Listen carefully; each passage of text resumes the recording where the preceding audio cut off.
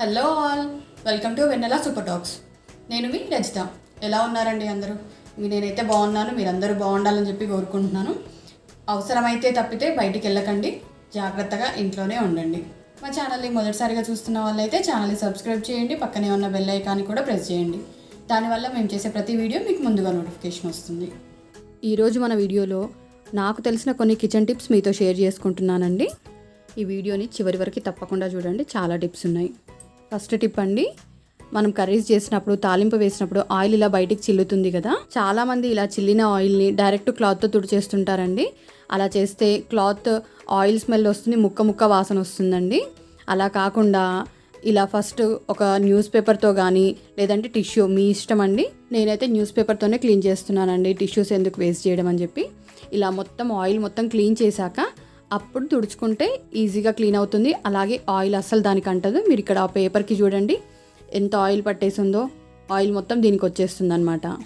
ఇలా ఆయిల్ తుడిచేసుకున్న తర్వాత మనం తయారు చేసుకున్నాం కదా లిక్విడ్, దాంతోనైనా లేదంటే మీకు mister muscle kitchen cleaners something ఏవైనా ఉంటాయి కదా, దాంతో ఇలా నీట్గా క్లాత్తో లేదంటే ఇలా మైక్రోఫైబర్ షీట్స్ దొరుకుతున్నాయి కదా, దాంతోనైనా క్లీన్ చేసేసుకోవచ్చు. అప్పుడు వాటికి ఏ ఆయిల్ అంటదో నీట్గా ఉంటుంది.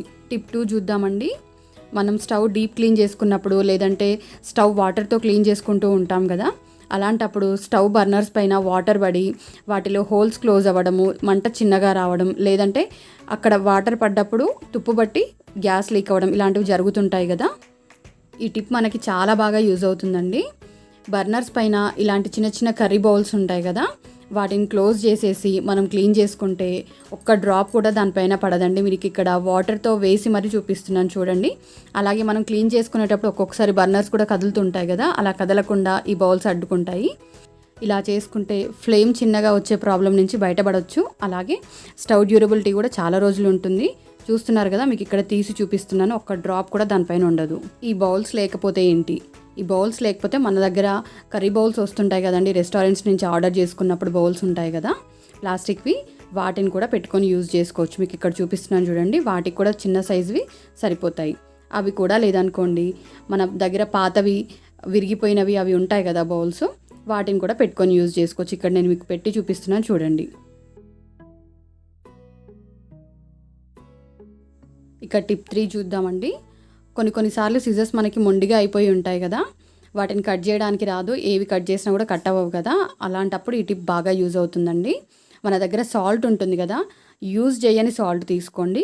దాంట్లో ఒక 5 minutes వరకు సిజర్స్ని కట్ చేస్తూ ఉండండి. ఆ సాల్ట్ని చాలా బాగా షార్ప్ అవుతుంది. మీకు ఇక్కడ చూపిస్తాను చూడండి, ఈజీగా పేపర్ కట్ అవుతుంది చూడండి. టిప్ 4 అండి, నాకైతే ఈ టిప్ చాలా బాగా వర్క్ అయింది. షుగర్ ఉంటుంది కదండి, దాంట్లో చీమలు బాగా పట్టేవి, దాంట్లో లవంగాలు వేసేసి లోపల మొత్తం మిక్స్ చేసుకోవాలండి. మనం ఏ డబ్బాలో అయితే షుగర్ స్టోర్ చేస్తున్నామో దాంట్లో మిక్స్ చేసిన తర్వాత పైన కూడా ఒక 3-4 లవంగాలు వేసేసి పెడితే ఒక్క చీమ కూడా దాంట్లోకి రాదండి. అలాగే ఏ పురుగులు కూడా అక్కడ స్మెల్కి రావు. టిప్ 5 అండి, ఈ టిప్ నాకు బాగా యూజ్ అయింది, మీకు కూడా యూజ్ అవుతుంది. మనం రెగ్యులర్గా యూజ్ చేసే స్పూన్స్ కాకుండా చిన్న స్పూన్ యూజ్ చేయండి. దాంట్లో హాఫ్ ఉంటుంది. ఇక్కడ చూడండి, నేను మీకు సైజ్ చూపిస్తున్నాను, చూస్తున్నారుగా, రెగ్యులర్గా యూజ్ చేసే దాంట్లో హాఫ్ ఉంటుంది ఇది.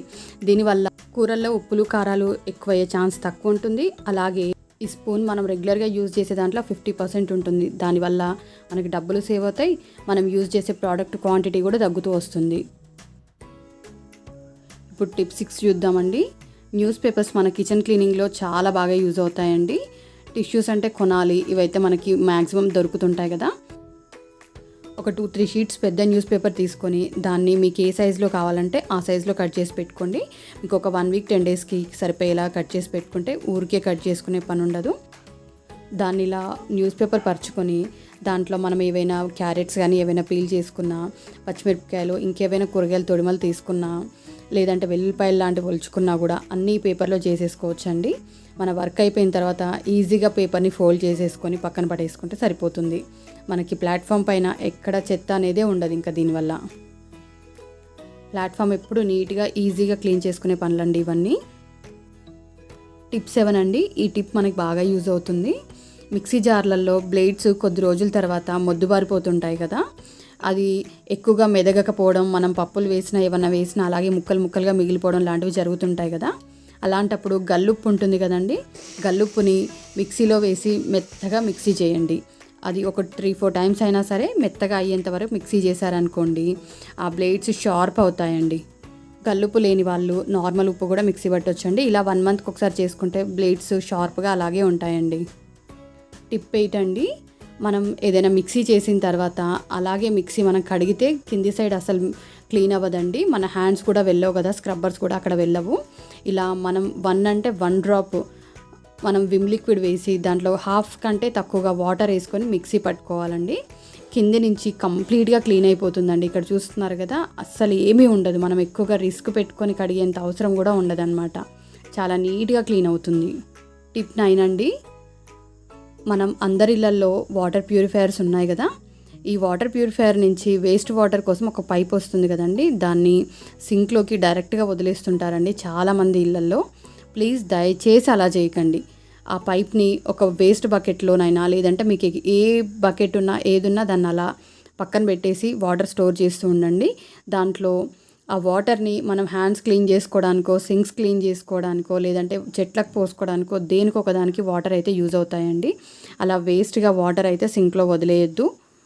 ఈ వీడియో మీకు నచ్చినట్లయితే తప్పకుండా ఒక లైక్ చేయండి. అలాగే ఛానల్ని సబ్స్క్రైబ్ చేయండి. పక్కనే ఉన్న బెల్ ఐకాన్ని కూడా ప్రెస్ చేయండి.